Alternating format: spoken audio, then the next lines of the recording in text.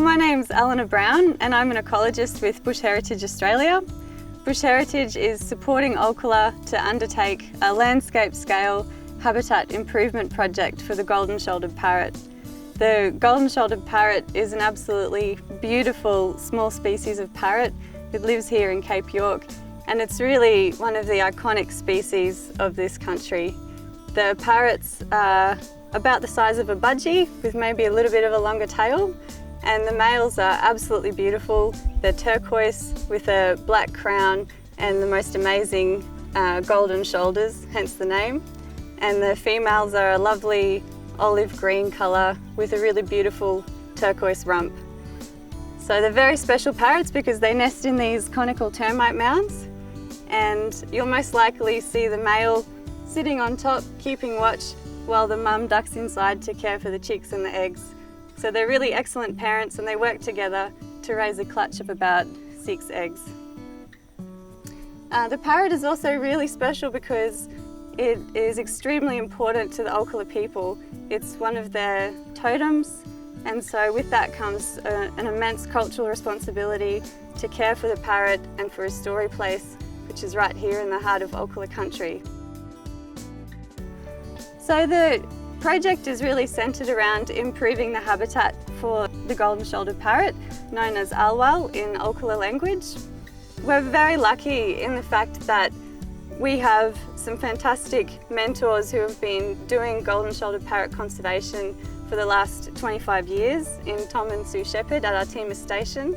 And there's also been researchers who have worked with Tom and Sue.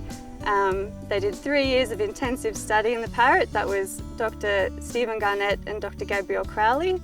And through their research, we've got a fantastic recovery plan and we've got all the information that we need to know why the population here is in decline.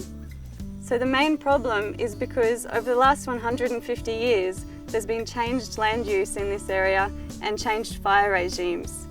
And the issue that's impacting the parrot is something called woody thickening, which is actually a problem across most of North Australia. So this is a problem where Melaleuca viridiflora, or tea tree, is starting to invade the flats that Alwal depends on for feeding and nesting. So woody thickening impacts Alwal in several ways. First of all, by reducing the amount of grasslands that are available for Alwal to feed on. It also provides more advantageous conditions for Alwal's key predator, the pied butcherbird, and other ambush predators to sit up in the trees and then fly down and kill both the parents and the chicks very easily. Hello, my name's Jack Lowdown. I'm born Dixie Station. I'm the TO for this area. That's where I come. This is my land. In the olden days, I had my uncle, my auntie. They was all working in this country. It's not like it used to be. Now it's starting to get thick with suckers. Old grass. In the olden days they had burnt grass. In those years, like this time of the year, they burnt grass. With the woody thickening, fire regime, trying to come up with a plan there to try and decrease all the woody thickening on these flats. Having monitoring woody thickening, we've been putting veg plots in just to see the difference between the woody thickening and the open area. Just to see the changes over different years. We go back to the same place. Like we'll do one early in the year, one just after a fire, and one next year again. We'll do that again. We'll do it 2 times a year. Go back to the same places just to see the difference. Olkola land managers have a very big area to cover when they're doing their nest surveys to look at the population of Alwal here in the Moorhead River area. They have a lot of country to cover, but every time they find a nest, they're collecting vital information about the size of the current population. With the remote monitoring cameras, Olkola are collecting data on the daily probability of success for each nest, fledgling success, and also predation rates on both the parents and the chicks.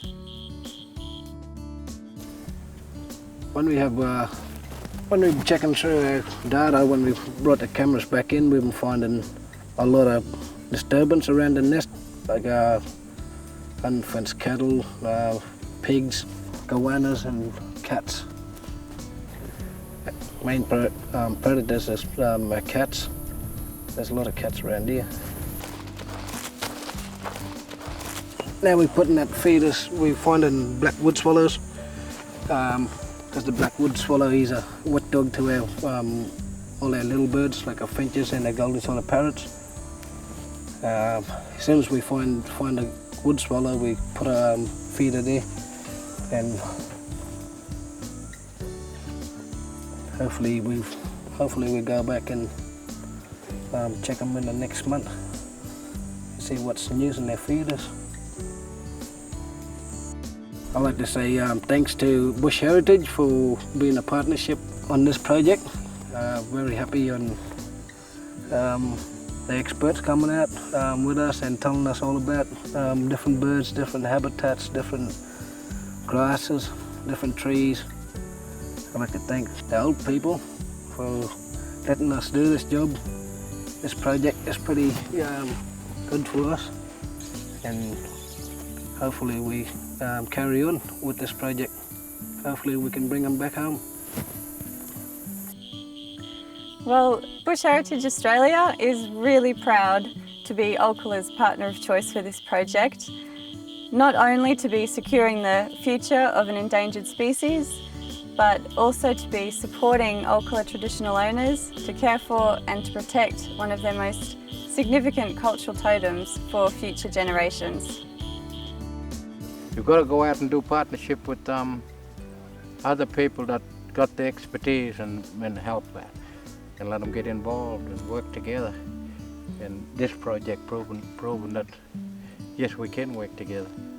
Hopefully, one of the targets with the Bush Heritage Mob and us Olkola people, hopefully we'll have the Golden-shouldered Parrot, big mob of them. But we're on the borderline of,